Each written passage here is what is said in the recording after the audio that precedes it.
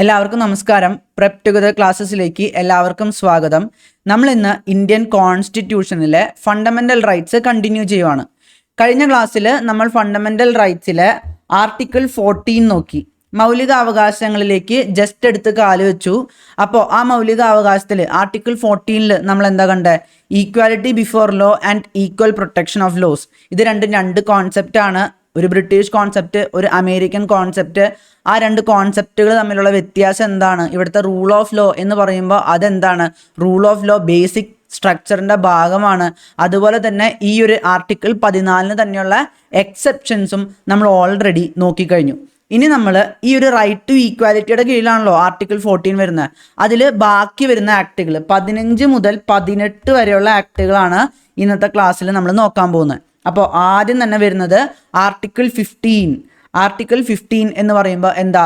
Prohibition of discrimination on certain grounds. അതായത് discrimination, ആരെയെങ്കിലും വേർതിരിവ് കാണിക്കുന്നത് ഇവിടെ പ്രൊഹിബിറ്റ് ചെയ്തിരിക്കുന്നു. അപ്പോൾ പ്രൊഹിബിറ്റ് ചെയ്തിരിക്കുന്നു എന്ന് പറയുമ്പോൾ ചില സർട്ടൻ ഗ്രൗണ്ട്സ്, ചില ഗ്രൗണ്ട്സ് പറഞ്ഞിട്ടുണ്ട്. എന്തൊക്കെയാണ്?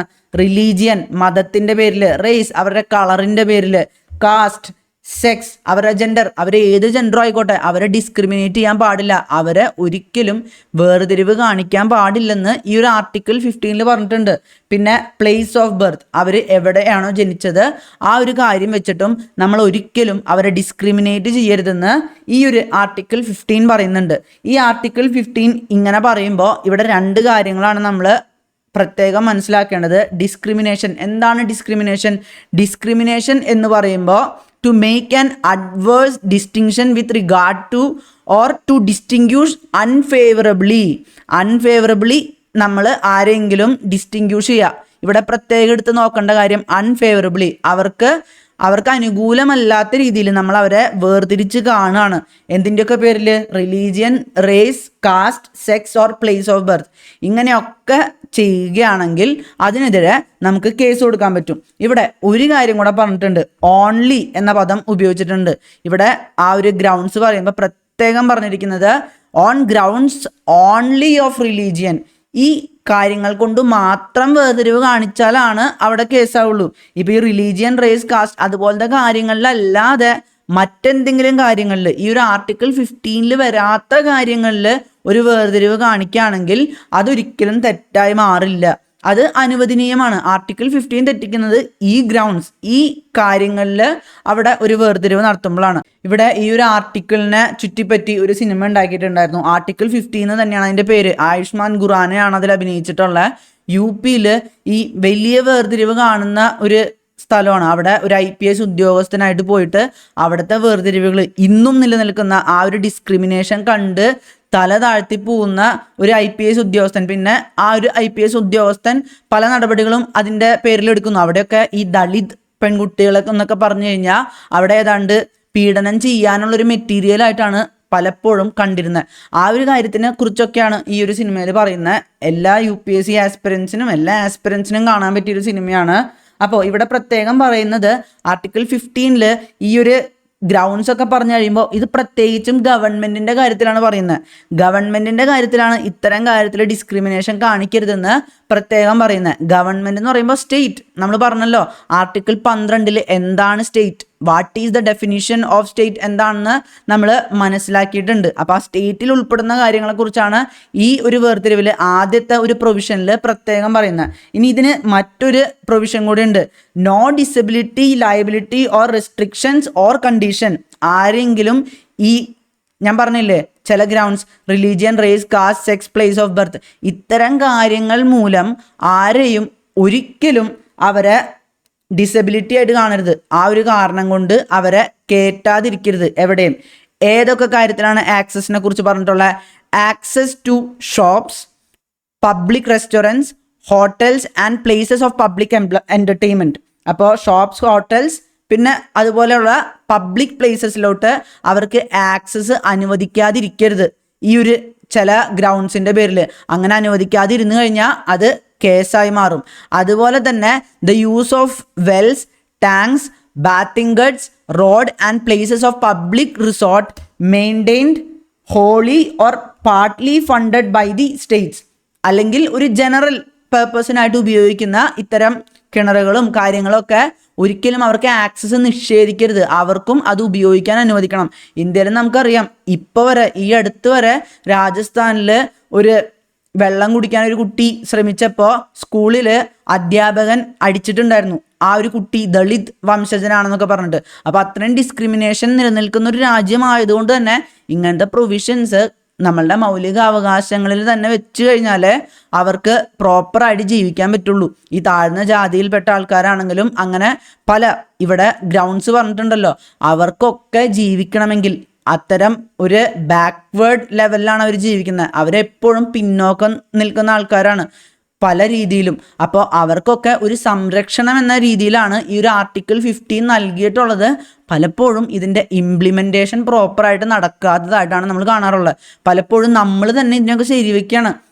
അവൻ താഴ്ന്ന ജാതിയല്ലേ, അവനല്ലെങ്കിൽ അത് ചെയ്യാൻ പാടില്ലായിരുന്നു എന്നൊക്കെ പറഞ്ഞ് പലപ്പോഴും ഈ ഒരു സിസ്റ്റം ഇപ്പോഴും നിലനിൽക്കാൻ കാരണം നമ്മളും കൂടി ഇത് അംഗീകരിച്ച് കൊടുക്കുന്നത് കൊണ്ടാണ്. കേരളത്തിൽ പിന്നെയും സൊസൈറ്റി മാറിക്കഴിഞ്ഞു, പക്ഷേ മറ്റ് സംസ്ഥാനങ്ങളിലോട്ട് പോകുമ്പോൾ ഇപ്പോഴും താഴ്ന്ന ജാതിക്കാരനെ പല കാര്യങ്ങളിലും മാറ്റി നിർത്തണം എന്ന് തന്നെയാണ് പലരും ചിന്തിക്കുന്നത്. അപ്പോൾ ഇവിടെ ആർട്ടിക്കിൾ 15 ആ ഒരു ഇമ്പോർട്ടൻസ് നമുക്ക് കാണാൻ കഴിയും. ഈ ഒരു സെക്കൻഡ് പ്രൊവിഷനിലോട്ട് വരുമ്പോൾ ഇത് ഗവൺമെൻറ്റിൻ്റെ കാര്യത്തിലും അതുപോലെ തന്നെ ഒരു പ്രൈവറ്റ് ഇൻഡിവിജ്വലിൻ്റെ കാര്യത്തിലും ഒരുപോലെ ബാധകമാണ്. ഇപ്പോൾ ആദ്യത്തെ കാര്യത്തിൽ കുറച്ചും കൂടെ ഗവൺമെൻറ് ചെയ്യുന്ന കാര്യങ്ങളെക്കുറിച്ചാണ് പറഞ്ഞുകൊണ്ടിരുന്നത്, ഇപ്പോൾ ഒരു വേർതിരിവ് കാണിക്കുന്നതിനെ കുറിച്ച്. ഇവിടെ രണ്ടാമത്തെ കാര്യത്തിൽ വരുമ്പോൾ ഈ ഒരു പബ്ലിക് ഷോപ്പ് കാര്യങ്ങളിലൊക്കെ വരുമ്പോൾ പലപ്പോഴും ഇവരൊക്കെ പിടിച്ചു മാറ്റി നിർത്തുന്നത് ഒരു പ്രൈവറ്റ് ഇൻഡിവിജ്വൽ കൂടെ ആയിരിക്കാം അല്ലേ, അല്ലാതെ ഗവൺമെൻറ് വന്നിട്ട് ഇന്ന ഒരു റെസ്റ്റോറൻറ്റിലോട്ട് കയറരുത് എന്നൊന്നും പറയില്ലല്ലോ. അപ്പോൾ അങ്ങനെ ഒരു പ്രശ്നം ഇവിടെ ഉണ്ടാക്കുന്നത് കൊണ്ട് പ്രൈവറ്റ് ഇൻഡിവിജ്വൽസിനെതിരെ നമുക്ക് കേസ് കൊടുക്കാം. അതുപോലെ തന്നെ നമ്മളുടെ സ്റ്റേറ്റ് ഗവൺമെൻറ്റിനെതിരെ നമുക്ക് കേസ് കൊടുക്കാം. സ്റ്റേറ്റ് എന്ന് പറയുമ്പോൾ ഞാൻ ആദ്യം പറഞ്ഞ പോലെ ആർട്ടിക്കിൾ 12 പെടുന്ന ആ ഒരു 4 കാറ്റഗറിയും അതിൽ വരുന്നതാണ്. പക്ഷേ ഇതിന് കുറച്ച് എക്സെപ്ഷൻസ് ഉണ്ട്. നമ്മളുടെ സ്റ്റേറ്റിന് ഈ വുമൺ അതുപോലെ തന്നെ ചിൽഡ്രനൊക്കെ വേണ്ടിയിട്ട് കുറച്ച് റിസർവേഷൻ കാര്യങ്ങളൊക്കെ കൊണ്ടുവരാൻ പറ്റും. നമുക്കറിയാം ഇപ്പോൾ സ്ത്രീകൾക്ക് പല രീതിയിലുള്ള റിസർവേഷൻ ഉണ്ട്. ഇപ്പോൾ ബസ്സിലൊക്കെ പോകുമ്പോൾ റിസർവേഷൻ ഉണ്ട്, അങ്ങനത്തെ കാര്യങ്ങളുണ്ട്. പിന്നെ ചിൽഡ്രൻ, പിന്നെ ഇവിടെ SCBC SC/ST അങ്ങനത്തെ ഉള്ളവർക്ക് ഗവൺമെൻറ് ഇൻസ്റ്റിറ്റ്യൂഷൻസിൽ പഠിക്കാനായിട്ട് റിസർവേഷൻ ഉണ്ട്. നമുക്ക് എല്ലാവർക്കും അറിയാവുന്നതാണ്. റിസർവേഷൻ വഴി കുറേ അധികം പേര് മുന്നോട്ട് വരുന്നുണ്ട്. അതുപോലെ തന്നെ പ്രൈവറ്റ് ഇൻസ്റ്റിറ്റ്യൂഷൻസിലും അവർക്ക് റിസർവേഷൻ കൊടുക്കാനുള്ള ഒരു പ്രൊവിഷൻ കൊടുത്തിട്ടുണ്ട്. പിന്നെ ഇപ്പോൾ ഏറ്റവും പുതിയതായിട്ട് വന്നിട്ടുള്ളത് EWSനും ഒരു 10% റിസർവേഷൻ കൊണ്ടുവന്നിട്ടുണ്ടല്ലോ. അപ്പോൾ ഇങ്ങനെ കുറച്ച് എക്സെപ്ഷൻസ് ഉണ്ട്. ഡിസ്ക്രിമിനേഷൻ പാടില്ല എന്ന് പറയുന്നുണ്ടെങ്കിലും ആ ഒരു കാര്യത്തിൽ തന്നെ കുറച്ച് എക്സെപ്ഷൻസ് കൊണ്ടുവന്നിരിക്കുകയാണ് നമ്മളെ സൊസൈറ്റിയിൽ പിന്നോക്കം നിൽക്കുന്നവരെ മുന്നോട്ട് കൊണ്ടുവരാനായിട്ട്. അപ്പോൾ ആർക്കൊക്കെയാണ് എക്സെപ്ഷൻസ് കൊടുത്തിട്ടുള്ളത്?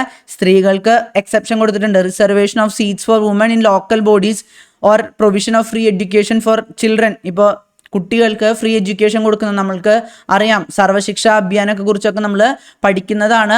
അപ്പോൾ കുട്ടികൾക്ക് അവിടെ ഒരു മുൻഗണനയുണ്ട്. അതുപോലെ തന്നെ ഇപ്പോൾ ലോക്കൽ ഇലക്ഷൻസിലൊക്കെ നോക്കുമ്പോൾ നമ്മളെ പഞ്ചായത്ത് രാജ് സിസ്റ്റത്തിലൊക്കെ വരുമ്പോൾ കേരളത്തിലൊക്കെ 50% സീറ്റും സ്ത്രീകൾക്കായിട്ട് റിസർവ് ചെയ്തിരിക്കുകയാണ്. അപ്പോൾ അത്തരം രീതിയിൽ സ്ത്രീകൾക്ക് അവിടെ ഒരു റിസർവേഷൻ കൊടുക്കുന്നുണ്ട്, എക്സെപ്ഷൻ കൊടുക്കുന്നുണ്ട്. നമ്മൾ പലപ്പോഴും ചോദിക്കാറുണ്ട്, ഈ സ്ത്രീകൾക്ക് എന്തിന് ഇത്രയും മുൻഗണന കൊടുക്കേണ്ട ആവശ്യം? അവിടെ ആർട്ടിക്കിൾ 15 തെറ്റിക്കുന്നില്ല. ആർട്ടിക്കിൾ 15 ഒരു എക്സെപ്ഷൻ ആയിട്ട് പ്രൊവൈഡ് ചെയ്തിട്ടുള്ള കാര്യം തന്നെയാണത്. അതുപോലെ തന്നെ SCBC ഞാൻ പറഞ്ഞില്ലേ, OBC പിന്നെ SC/ST കമ്മ്യൂണിറ്റീസിനൊക്കെ റിസർവേഷൻസ് കൊടുക്കുന്നു. പബ്ലിക് ഇൻസ്റ്റിറ്റ്യൂഷൻസിലുണ്ട്, പ്രൈവറ്റ് ഇൻസ്റ്റിറ്റ്യൂഷൻസിലുണ്ട്.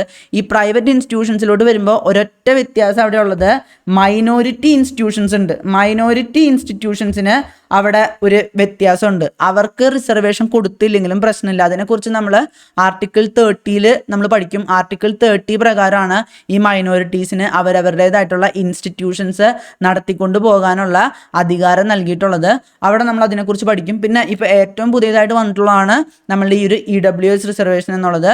നമ്മളുടെ മുന്നോക്ക വിഭാഗങ്ങളിൽ തന്നെ പിന്നോക്കം നിൽക്കുന്നവർക്ക് വേണ്ടിയിട്ടാണ് ഈ ഒരു EWS റിസർവേഷൻ തുടങ്ങിയിട്ടുള്ളത്. ഇപ്പോൾ SC/ST കമ്മ്യൂണിറ്റി, OBC കമ്മ്യൂണിറ്റി ഇതിലൊന്നും പെടാത്ത, ഒരു റിസർവേഷനും അർഹമല്ലാത്ത, അതേസമയം കുറച്ച് പാരാമീറ്റേഴ്സ് ഉണ്ട് നമ്മളുടെ EWS ആവാനായിട്ട്. ഇത്ര ഒരു എമൗണ്ട് അവരുടെ ഒരു എലിജിബിലിറ്റി ആയിട്ടുണ്ടാവും. പിന്നെ അവരുടെ പ്ലോട്ട്, അങ്ങനത്തെ കുറച്ച് കാര്യങ്ങളൊക്കെ വെച്ചിട്ട് ആ ഒരു EWS കമ്മ്യൂണിറ്റിയിൽ വരുന്നവരാണെങ്കിൽ ആ ഒരു റിസർവേഷന് നിങ്ങൾ യോഗ്യരാവും. അപ്പോൾ ഇവിടെ പിന്നെ നമ്മൾ പഠിക്കേണ്ടത് ഈ ഒരു റിസർവേഷൻ എങ്ങനെ വന്നു. OBC റിസർവേഷൻ നിലവിൽ കൊണ്ടുവരാനായിട്ട് നമ്മൾ മണ്ഡൽ കമ്മീഷൻ ഇതിന് പിന്നിലുള്ള മണ്ഡൽ കമ്മീഷനൊക്കെ കുറിച്ചിട്ട് അത് കുറച്ചും കൂടെ ജോബ് റിലേറ്റഡ് ഒക്കെയാണ്. അത് നമ്മൾ അടുത്ത ആർട്ടിക്കിൾ 16 പഠിക്കാൻ പോകുന്നുണ്ട്.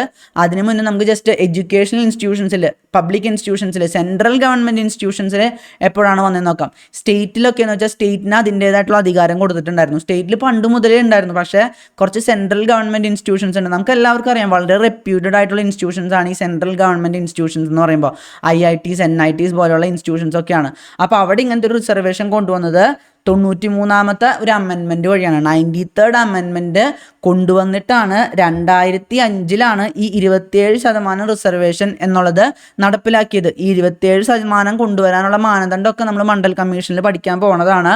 ഇതിനെ നമ്മളെ സുപ്രീം കോടതി 2008 റാറ്റിഫൈയും ചെയ്തിട്ടുണ്ട്.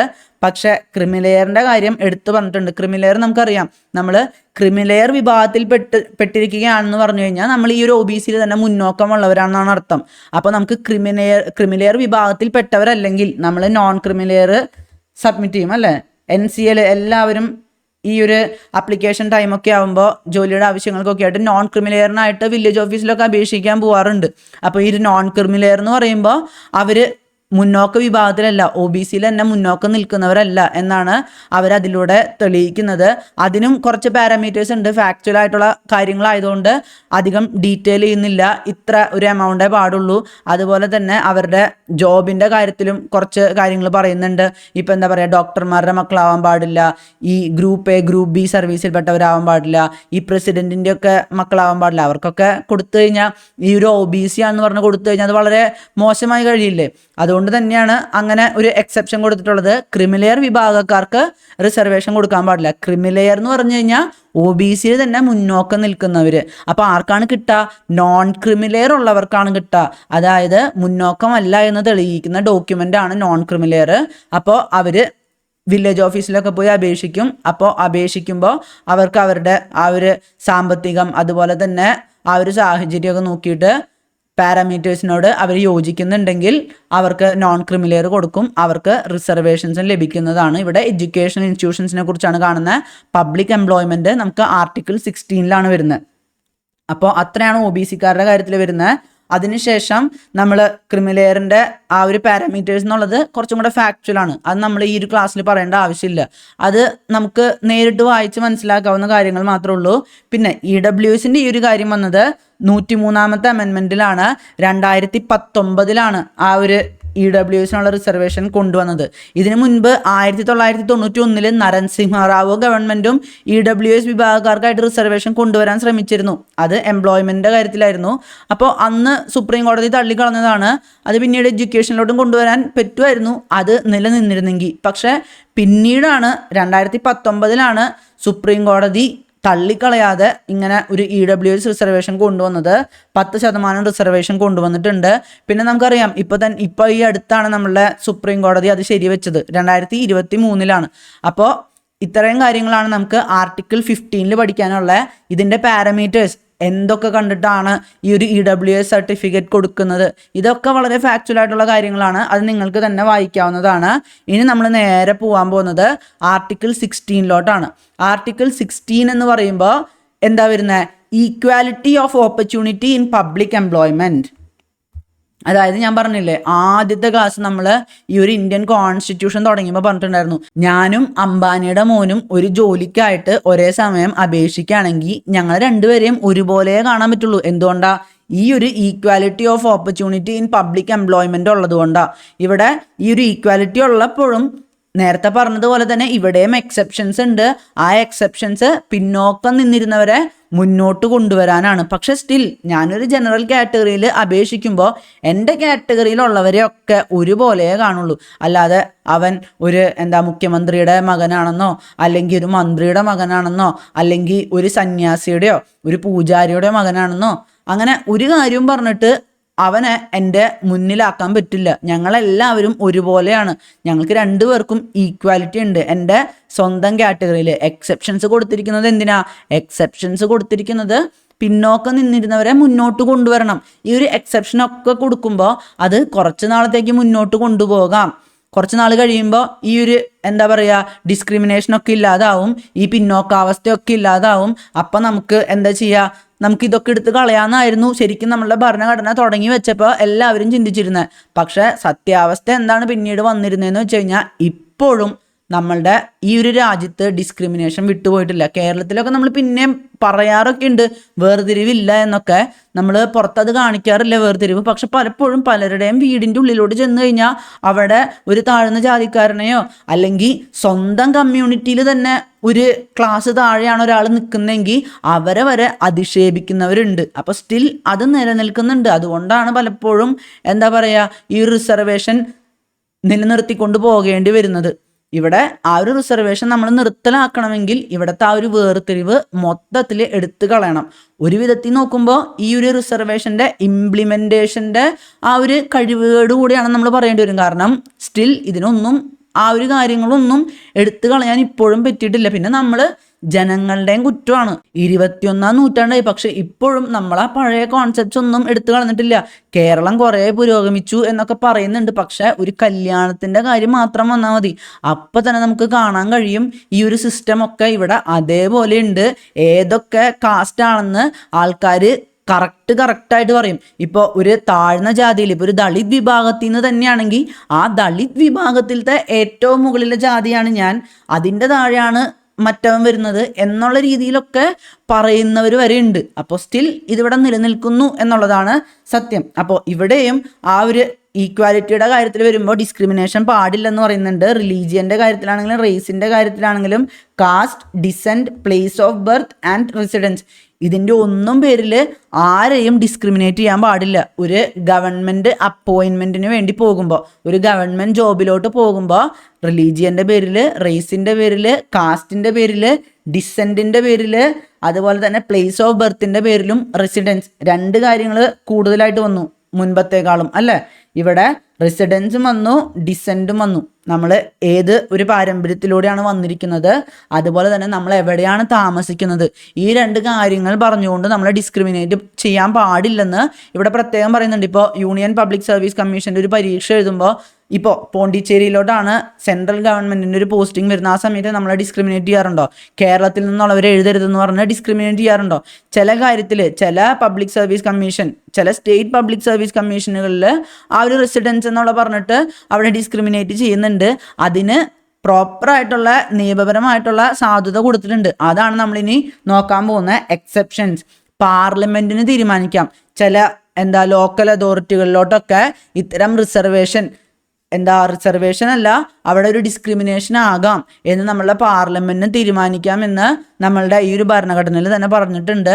അതുകൊണ്ട് തന്നെ പാർലമെന്റ് ഒരു പബ്ലിക് എംപ്ലോയ്മെന്റ് ആക്ട് ഓഫ് 1957 കൊണ്ടുവന്നിട്ടുണ്ടായിരുന്നു. അത് പക്ഷേ എക്സ്പയർ ആയിപ്പോയി. പക്ഷെ സ്റ്റിൽ ഇപ്പോൾ നമ്മളുടെ ആന്ധ്രാപ്രദേശിലും തെലങ്കാനയിലും അവിടെ നിന്നുള്ള വ്യക്തികൾക്ക് മാത്രമേ അവിടെ പബ്ലിക് എംപ്ലോയ്മെൻറ്റിന് കൊടുക്കാൻ പറ്റുള്ളൂ.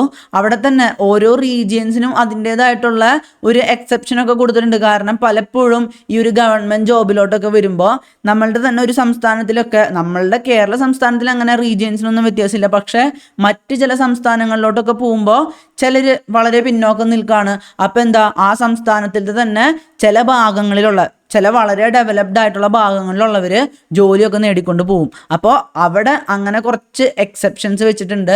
പിന്നെ ആർക്ക് എക്സെപ്ഷൻസ് വെച്ചിട്ടുള്ള ബാക്ക്വേർഡ് ക്ലാസ്സസിന് റിസർവേഷൻ കൊടുക്കുന്നുണ്ട്. മണ്ഡൽ കമ്മീഷൻ്റെ റിപ്പോർട്ട് പ്രകാരമാണ് ബാക്ക്വേർഡ് ക്ലാസ്സസിൻ്റെ റിസർവേഷൻ വന്നത്.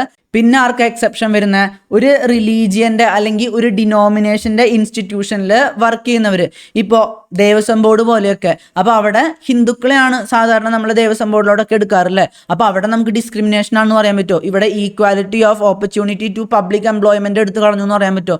ഇല്ല, കാരണം എക്സെപ്ഷൻ കൊടുത്തിട്ടുണ്ട്. കാരണം ദേവസ്വം ബോർഡിലോട്ട് ഹിന്ദുക്കളെയാണ് റിക്രൂട്ട് ചെയ്യേണ്ടത് എന്നുള്ള രീതിയിലൊക്കെ അവിടെ എക്സെപ്ഷൻ കൊടുത്തിട്ടുണ്ട്. ഇങ്ങനെ ഒരു റിലീജിയസ് ഇൻസ്റ്റിറ്റ്യൂഷൻ അല്ലെങ്കിൽ ഒരു ഡിനോമിനേഷൻ്റെ ഇൻസ്റ്റിറ്റ്യൂഷനൊക്കെ ഉള്ളിടത്ത് അങ്ങനെ അതേ റിലീജിയനിൽ നിന്ന് അല്ലെങ്കിൽ അതേ ഡിനോമിനേഷനിൽ നിന്ന് ആൾക്കാരെ എടുക്കാനുള്ള അനുവാദം കൊടുത്തിട്ടുണ്ട്. അതൊന്നും ഒരു ഡിസ്ക്രിമിനേഷൻ ആയിട്ട് അവിടെ വരില്ല. ആ ഒരു പ്രാക്ടീസ് തുടർന്ന് പോകുന്നു എന്ന് മാത്രം. പിന്നെ ആർക്ക് എക്സെപ്ഷൻസ് കൊടുത്തിട്ടുള്ള ഇവിടെ നമ്മളുടെ EWS ഇപ്പോൾ 2019 വന്നു, 10% അവർക്ക് റിസർവേഷൻ കൊടുത്തിട്ടുണ്ട്. അത് നമ്മുടെ സുപ്രീം കോടതി ശരിവെച്ചു എന്നും കൂടെ നമ്മൾ പഠിച്ചു. അപ്പോൾ ഈ ഒരു OBC-ക്കാർക്ക് റിസർവേഷൻ വന്നത് മണ്ഡൽ കമ്മീഷൻ റിപ്പോർട്ട് പ്രകാരമാണ്. 1979 മൊറാർജി ദേശായി ഗവൺമെന്റ് ആണ് ഇങ്ങനെ ഒരു രണ്ടാമത്തെ ബാക്ക്വേർഡ് ക്ലാസസ് കമ്മീഷൻ ആയിരുന്നു അത്. അതിന് മുന്നേ ഒരു ബാക്ക്വേർഡ് ക്ലാസസ് കമ്മീഷൻ ഉണ്ടായിരുന്നു. അപ്പോൾ ഈ രണ്ടാമത്തെ ബാക്ക്വേർഡ് ക്ലാസസ് കമ്മീഷൻ കൊണ്ടുവന്നത് നമ്മളുടെ മൊറാർജി ദേശായി ആണ്. ഈ ഒരു മൊറാർജി ദേശായിനെ നമ്മൾ നോക്കുമ്പോൾ നമ്മളുടെ ഇന്ദിരാഗാന്ധി തോറ്റതിനു ശേഷം, അതായത് ഇവിടെ അടിയന്തരാവസ്ഥയൊക്കെ കഴിഞ്ഞ് ഇവിടെ ഒരു ഇലക്ഷൻ നടന്നപ്പോൾ ജനതാ പാർട്ടി ഇവിടെ അധികാരത്തിൽ വന്നു. ആ ഒരു സമയത്താണ് മൊറാർജി ദേശായി ഇവിടെ പ്രധാനമന്ത്രിയാകുന്നത്. അപ്പോൾ ആ സമയത്താണ് മണ്ഡൽ കമ്മീഷൻ റിപ്പോർട്ട് ഈ ഒരു OBCസിനെ കുറിച്ച് പഠിക്കാനായിട്ട് അയക്കുന്നത്. ആർട്ടിക്കിൾ 340 പ്രകാരമാണ് ഇങ്ങനത്തെ ഒരു കമ്മീഷനെ അവർ സെറ്റ് ചെയ്തത് അഥവാ അവർ നിയോഗിച്ചത്. ഇവിടെ അങ്ങനെ ഒരു പഠനം നടത്തിയപ്പോൾ 52% പേര്, നമ്മളുടെ രാജ്യത്തെ തന്നെ 52% പേരും ഈ ഒരു ബാക്ക്വേർഡ് ക്ലാസ്സസിലാണ് വരുന്നതെന്ന് നമ്മളുടെ മണ്ഡൽ കമ്മീഷൻ മനസ്സിലാക്കി. ഓൾമോസ്റ്റ് ഒരു 3743 കാസ്റ്റുകൾ ഈ ഒരു രാജ്യത്തുണ്ടെന്നാണ് മണ്ഡൽ കമ്മീഷന്റെ പഠനത്തിൽ പുറത്തു വന്നത്. ഈ ഒരു 52% പേരെന്ന് പറയുമ്പോൾ ഇതിൽ SCസും STസും കൂട്ടിയിട്ടില്ല കേട്ടോ, OBCs മാത്രം. ഇവിടെ OBCs മാത്രം 52% പേരുണ്ട്. പിന്നെ SCസും STസും കൂടെ വരുമ്പോൾ ശരിക്കും പറഞ്ഞാൽ ഒരു 75-80% നമ്മളുടെ ജനസംഖ്യയുടെ അന്ന് തന്നെ കേട്ടോ, ഇപ്പോഴല്ല, അന്ന് തന്നെ ഒരു 80%, ഒരു 75-80% ഈ ഒരു കമ്മ്യൂണിറ്റിയിലുള്ളവർ തന്നെയാണ് വരുന്നത്. ഒരു 20-25 കൂടിപ്പോയ ഒരു 30% മാത്രമേ മുന്നോക്ക വിഭാഗങ്ങൾ സത്യത്തിലുള്ളൂ. അപ്പോൾ ഈ ഒരു പഠനം കഴിഞ്ഞപ്പോൾ എന്തുണ്ടായെന്ന് വെച്ച് കഴിഞ്ഞാൽ അവർ പറഞ്ഞു, ഇവർ ഇത്രയും നമ്മളുടെ പോപ്പുലേഷൻ്റെ ഇത്രയും ഒരു ശതമാനം ഉണ്ടായിട്ട് പോലും ഈ പിന്നോക്ക വിഭാഗത്തിൽ നിന്നുള്ളവരൊന്നും നമ്മളുടെ ഒരു ഗവൺമെൻറ് എംപ്ലോയ്മെൻറ്റിലോട്ടോ ഒന്നും വരുന്നില്ല. ഇപ്പോൾ ഒരു ഗവൺമെൻറ് എംപ്ലോയ്മെൻറ്റിൽ ഒരു പിന്നോക്ക വിഭാഗത്തിൽ നിന്നുള്ള ഒരാൾ വരുമ്പോൾ അവിടെ ശരിക്കും ആ ഒരു പിന്നോക്ക വിഭാഗത്തിന് ഒരു വോയിസ് വരാണ്. ഇപ്പോൾ ഒരു പോളിസി, ഇപ്പോൾ എന്തെങ്കിലും ഒരു നിയമം കൊണ്ടുവരാനൊക്കെ തീരുമാനിക്കുകയാണ്.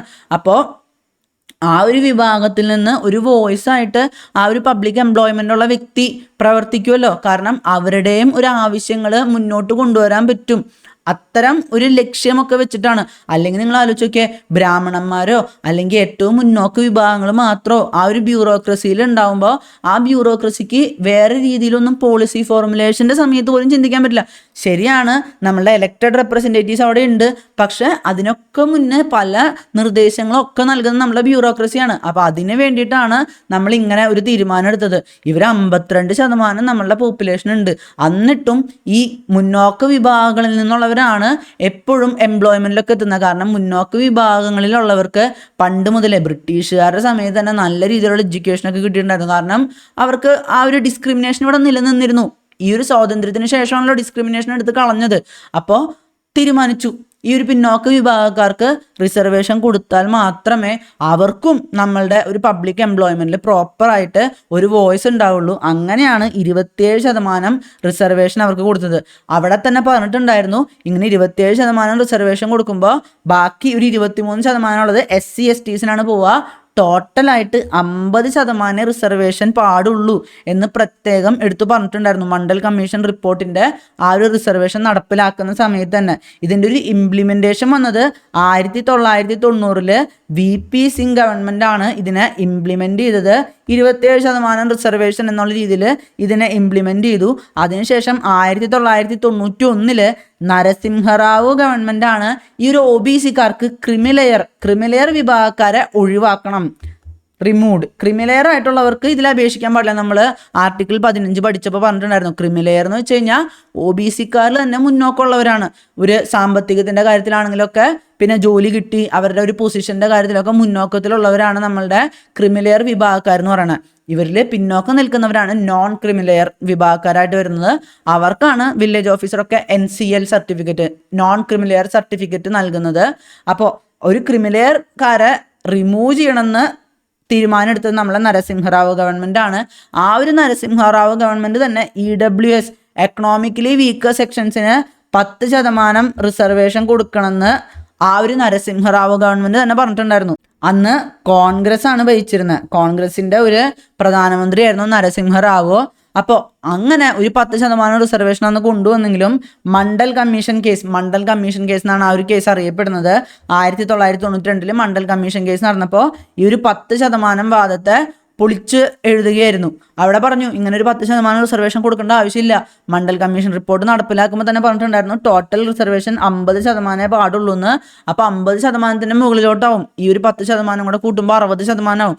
ആ ഒരു കാര്യം പാടില്ലെന്ന് നമ്മളുടെ ഈ ഒരു മണ്ഡൽ കേസിൽ പറഞ്ഞു. പക്ഷെ പിന്നീട് ഇപ്പോൾ EWS കേസിലൊക്കെ ആയപ്പോൾ നമ്മളുടെ സർക്കാർ തന്നെ പല അമെൻമെന്റ്സ് ഒക്കെ നടത്തിയതുകൊണ്ട് ഈ ഒരു 10% റിസർവേഷനും കുഴപ്പമില്ല എന്നുള്ള രീതിയിൽ റാറ്റിഫൈ ചെയ്തിട്ടുണ്ടായിരുന്നു.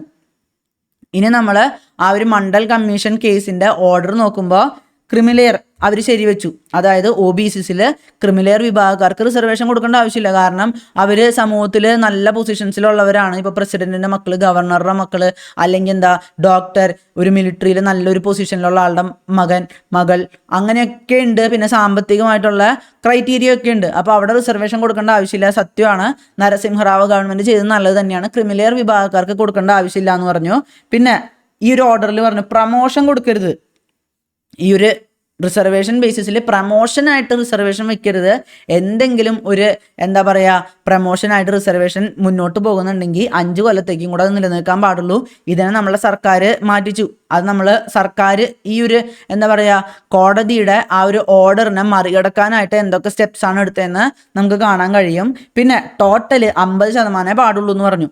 അതായത് നമ്മളുടെ OBCക്കാർക്ക് SC ST ഇവർക്കൊക്കെയുള്ള റിസർവേഷൻ കൂട്ടുമ്പോൾ ടോട്ടൽ 50% പാടുള്ളൂ. പിന്നെ ഒരു ക്യാരി ഫോർവേഡ് റൂൾ ഉണ്ട്.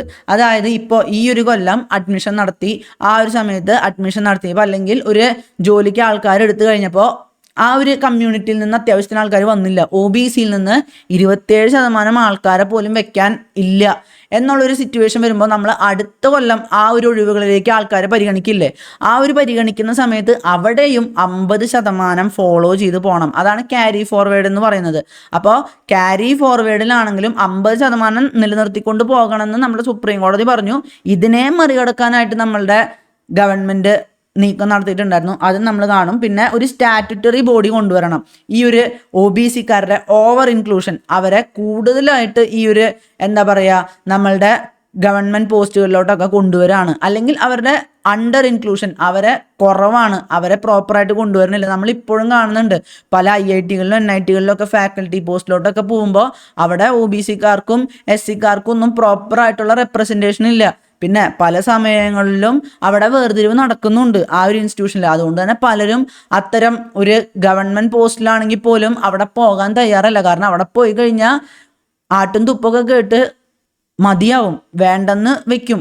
നമ്മൾ കഴിഞ്ഞ കൊല്ലം മലയാളിയായ ഒരു OBC ഒരു ലാറ്റിൻ കാത്തലിക് ആണെന്ന് തോന്നുന്നു, ആ ഒരു വിഭാഗത്തിൽപ്പെട്ട ഒരു പ്രൊഫസർ IIT മദ്രാസിൽ വർക്ക് ചെയ്തപ്പോൾ അദ്ദേഹത്തിന് ഏറ്റ ഡിസ്ക്രിമിനേഷനെ പറ്റി അദ്ദേഹം ഏഷ്യാനെറ്റ് ന്യൂസിലാറ്റവും റിപ്പോർട്ട് നൽകിയിട്ടുണ്ടായിരുന്നു. അപ്പോൾ അങ്ങനെ അവിടെ നിലനിൽക്കുന്നുണ്ട്. എസ്പെഷ്യലി IIT മദ്രാസിലൊക്കെ വളരെയധികം ഈ ഒരു എന്താ പറയുക വേർതിരിവ് കാണുന്നുണ്ടെന്നാണ് പറയാറുള്ളത്. അവിടുത്തെ മിക്ക മുകളിലുള്ള പോസ്റ്റിലുള്ളവരും മുന്നോക്ക വിഭാഗങ്ങളിൽ നിന്നുള്ളവരായിരിക്കും. അപ്പോൾ അവർക്ക് എന്താ പറയുക OBCസിലൊക്കെ പെട്ടവരെ അവർ വിദ്യാഭ്യാസം ഇല്ലാത്തവരാണ്, അല്ലെങ്കിൽ എന്താ പറയുക കഴിവില്ലാത്തവരാണ്, റിസർവേഷൻ വഴിയല്ല വന്ന് അങ്ങനെയൊക്കെ ഒരു വേർതിരിവ് കാണിക്കാറുണ്ട്. ഈവൻ ഒരു എഡ്യൂക്കേഷനായിട്ട് പോയാലും ഇപ്പോൾ NITs ഓർ IITസിലൊക്കെ പോകുമ്പോൾ പലപ്പോഴും OBCക്കാർക്കൊക്കെ എന്താ ഇവർ കഴിവില്ലാത്തതുകൊണ്ട് റിസർവേഷൻ കയറി വന്നവരല്ലേ, ഞങ്ങളൊക്കെ ജനറൽ മെറിറ്റിൽ വളരെയധികം കഴിവ് തെളിയിച്ചുകൊണ്ട് വന്നിട്ടുള്ളവരാണെന്നുള്ള രീതിയിലുള്ള ഒരു വേർതിരിവ് നമ്മൾ കാണാറുണ്ട്.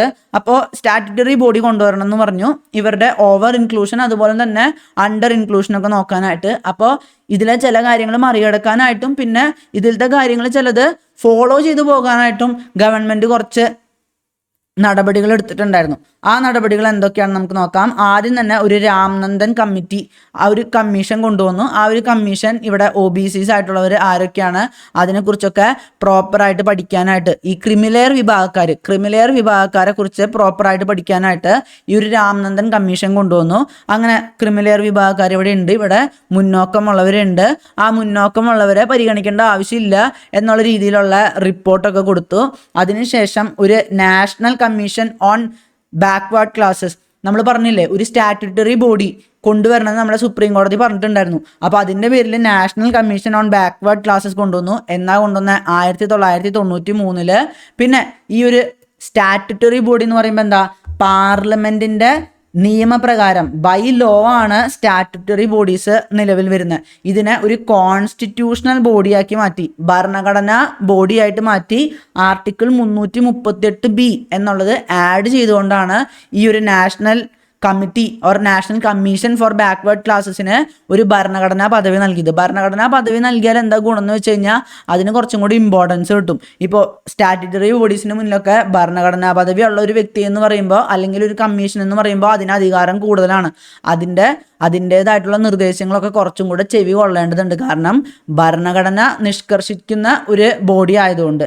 പിന്നെ ഇവിടെ പ്രമോഷൻ വേണ്ടെന്ന് നമ്മളുടെ സുപ്രീം കോടതി പറഞ്ഞിട്ടുണ്ടായില്ലേ, റിസർവേഷൻ ഒന്നും പ്രമോഷൻ്റെ കാര്യത്തിലോട്ട് എടുക്കരുതെന്ന് പറഞ്ഞിട്ടുണ്ടായിരുന്നു.